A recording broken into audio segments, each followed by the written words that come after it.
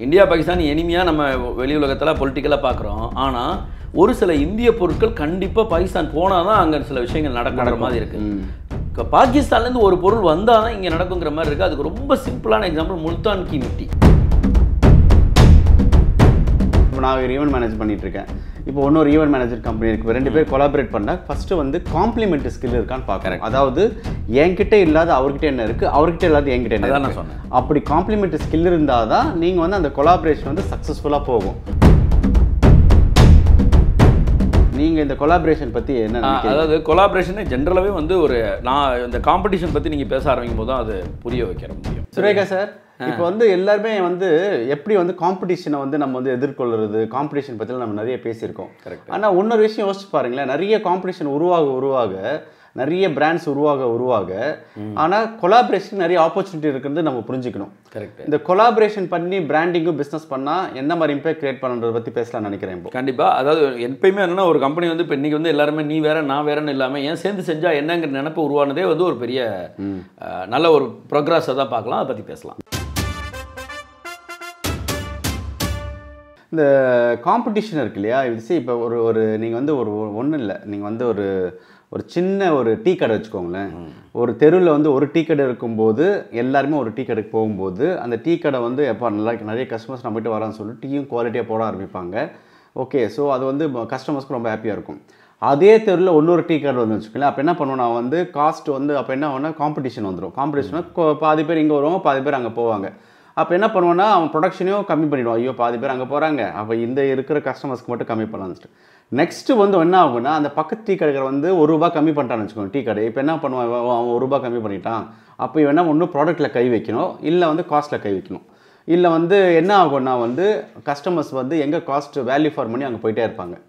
இன்னொரு டீ கடை வந்துச்சுன்னா அதே தெரியல, மூணாவது டீ கடை மாதம் எல்லாமே கஸ்டமர்ஸ் வந்து பிரிஞ்சு போயிடுவாங்க. அப்போ காம்படிஷன் ஆகணுன்னு இப்போ வந்து கஸ்டமர் சூஸ் பண்ணுவாங்க எந்த டீ கடை போகலான்னு சொல்லிட்டு போகலான்ட்டு. ஸோ இதே தான் வந்து பிஸ்னஸ்லேயும் அதே இருக்கும்போது என்ன ஆகும்னா, இமேஜின் தட் அந்த 3 டீ கடையும் சேர்ந்து அதே தெரியல ஒரே டீ கடை ஆச்சுன்னு வச்சுக்கோங்களேன், அதோட இம்பேக்ட் வந்து வேறு மாதிரி இருக்கும்.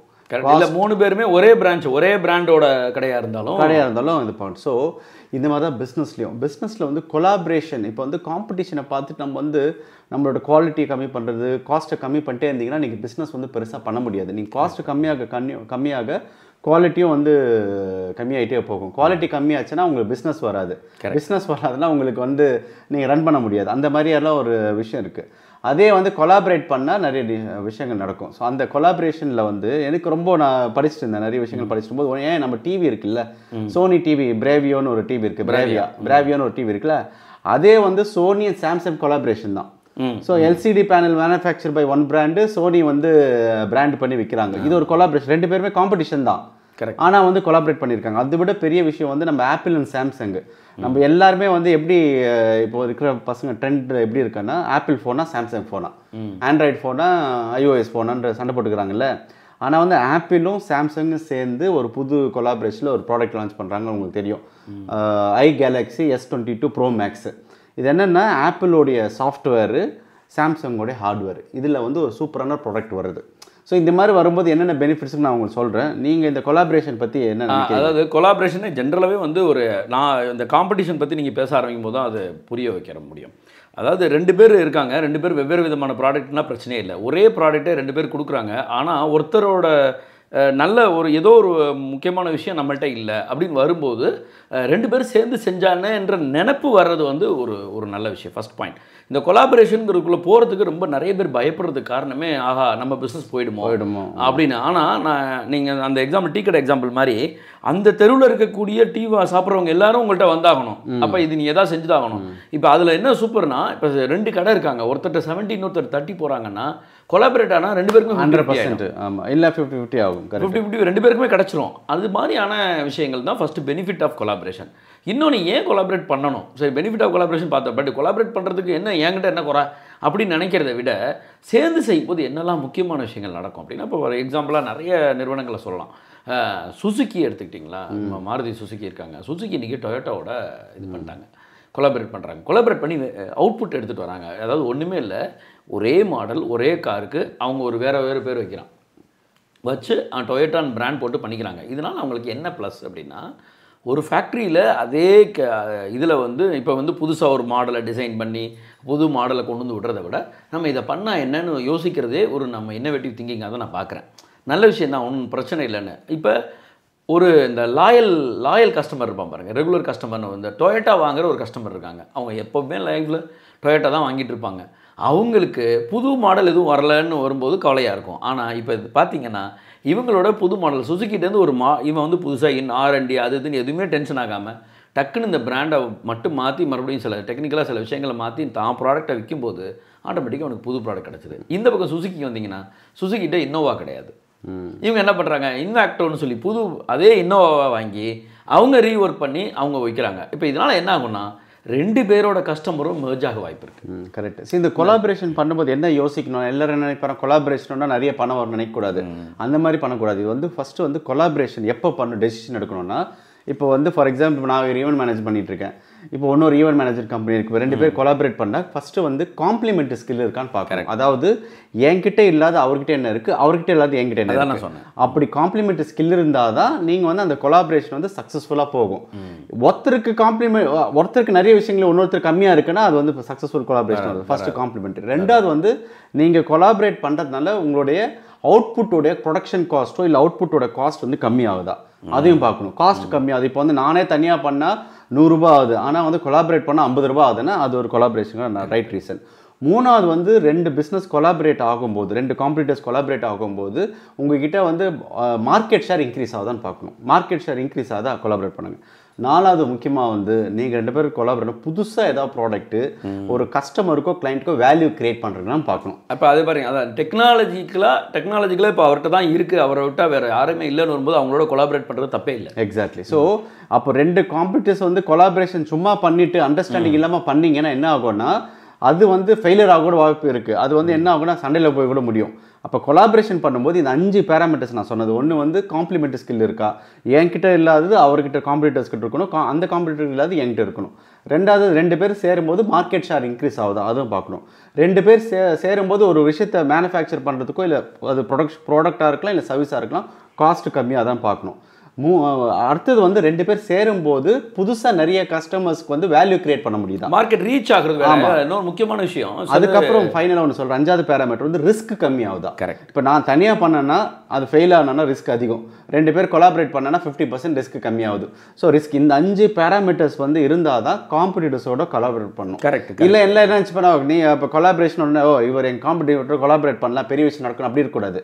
So you should have a clarity, clear purpose and mission of collaboration. அது அடிஷனலாக ஒரு பாயிண்ட் என்ன சொல்லணும்னா, அந்த ரீச் ஆஃப் மார்க்கெட், உங்களுடைய ஏரியா ஆஃப் மார்க்கெட் மாறும், ஜோனே மாற வாய்ப்பு இருக்குது. ஃபார் ரொம்ப சிம்பிளான ஒரு கொலாபரேஷன் எக்ஸாம்பிள் சொல்கிறேன். நம்ம இங்கேருந்து வெளிநாட்டுக்கு போகிறோம்னு வச்சுக்கோங்களேன். வெளிநாட்டுக்கு போன உடனே அங்கே ஒரு சிம் கார்டு வாங்குற மாதிரி சுச்சுவேஷன் வந்துட்டு இருந்தது. இது வந்து ஒரு 15 ஆண்டுகளுக்கு முன்னாடி, 10 வருஷத்துக்கு முன்னாடி போனால் உங்கள் ஃபோன் ஒர்க் ஆகாது.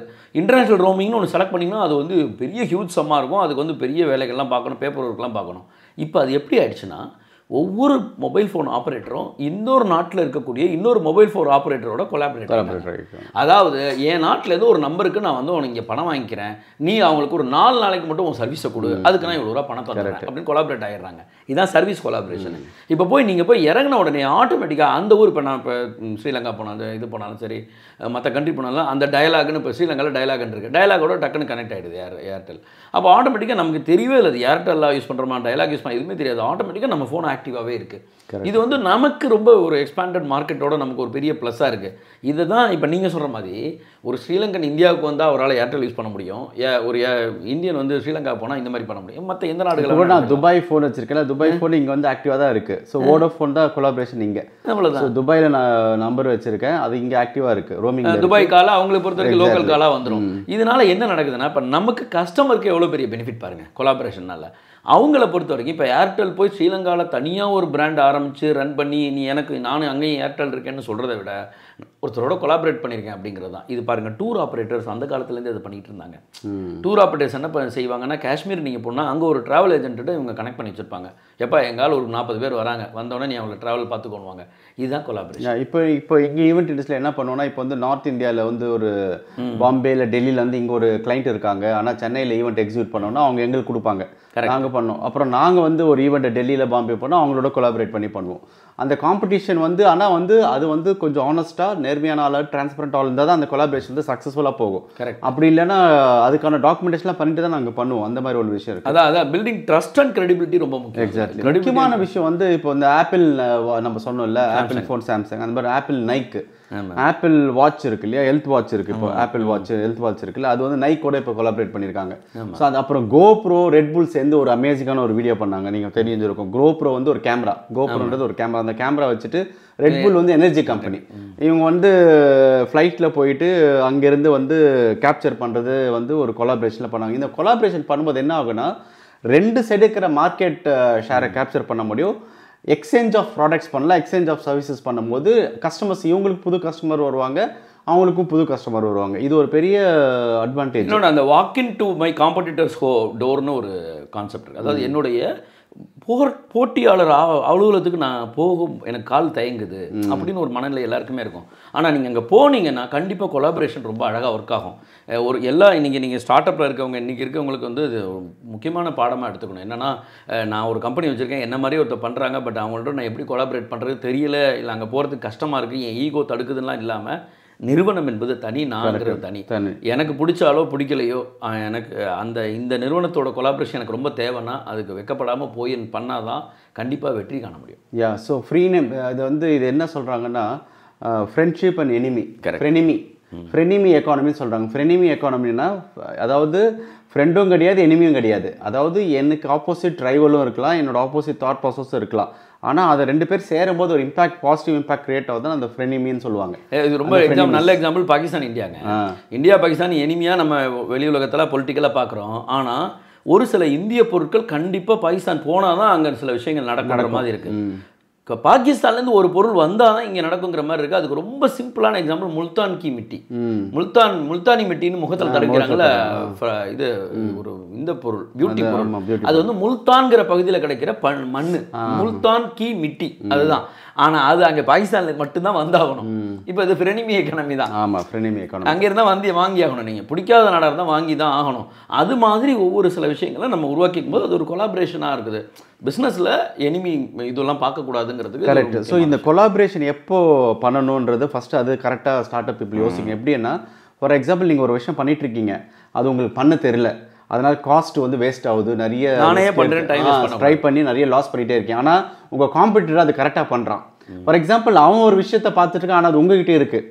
ஓகே, ஃபார் எக்ஸாம்பிள் அப்படி இருக்கும்போது நீங்கள் 2 பேர் கொலாபரேட் பண்ணிங்கன்னா 2 பேருக்குமே ஒரு நல்ல விஷயம். இப்போ வந்து கொலாபரேஷன் வந்து ஈவெண்ட் இண்டஸ்ட்ரியில் நிறைய இடத்துல நடக்குது, ஆச்சரியத்தையும் உருவாக்குது. அது நல்லா இருக்கு. இப்போ இன்னொரு சொல்கிறாங்க, கஸ்டமருக்கே சந்தோஷமா இருக்குமா, பரவாயில்ல இவங்க 2 பேரும் ஒன்றா இருக்காங்களா, அப்படி ஒரு நல்ல விஷயம். எக்ஸாக்ட்லி. ரெண்டாவது என்ன ஆகும்னா, you will be creating value. நம்ம இப்போ வேல்யூ கிரியேஷன் பற்றி போன வாரம் பேசணும். ஸோ வேல்யூ கிரியேட் பண்ண முடியும், மார்க்கெட் ஷேரையும் கேப்சர் பண்ண முடியும். அதே சமயத்தில் வந்து உங்களோட ரிஸ்க் கம்மியாகும், நீங்கள் லேர்னிங்கும் வரும். அதில் கரெக்ட், முதல்ல லேர்னிங் வரும். அந்த கொலாபரேஷன் பண்ணும்போது ஒரு பியூட்டிஃபுல்லாக ஒரு ப்ராடக்ட்டோ சர்வீஸோ பண்ணும்போது அது வந்து உங்களுக்கு பிஸ்னஸ் க்ரோத்துக்கு ஹெல்ப்ஃபுல்லாக இருக்குன்றது என்னோட இது. கண்டிப்பாக. ஸோ அதுதான் இந்த கொலாபரேஷன். அதாவது காம்படிஷன் வந்து இன்க்ரீஸ் ஆகிட்டே போகும்போது ஒரு கட்டத்தில் வந்து கண்டிப்பாக கொலாபரேஷன் பண்ணும்போது, கோ பிராண்டிங் பண்ணும்போது, கொலாபரேஷன் பண்ணும்போது கண்டிப்பாக நீங்கள் வந்து பிஸ்னஸுக்கு அடுத்த கட்டத்தில் தமிழில் ஒரு கூட்டு அப்படின்னு சொல்லுவாங்க. ஒரு இதோட இன்னொன்று வந்து சேரும்போது கண்டிப்பாக அது பவர்ஃபுல்லாக தான் மாறும். அந்த பவர்ஃபுல்லாக மாறுறதுக்கான மனநிலையை நம்ம உருவாக்கிட்டோம்னா எந்த நிறுவனமே கொலாபரேஷன் தைரியமாக அணுகலாம். ஸோ ரொம்ப நல்ல ஒரு வெற்றிகரமாக. The future is all about collaborative world, not the competitive world. So let's collaborate and grow together. இந்த மாதிரி நிறைய நல்ல விஷயங்கள், பிஸ்னஸ் விஷயங்கள் கேட்க பார்க்க அவதார் லைவ் சேனலை சப்ஸ்கிரைப் பண்ணுங்கள், லைக் பண்ணுங்கள், கமெண்ட் பண்ணுங்கள், கண்டிப்பாக ஷேர் பண்ணுங்கள்.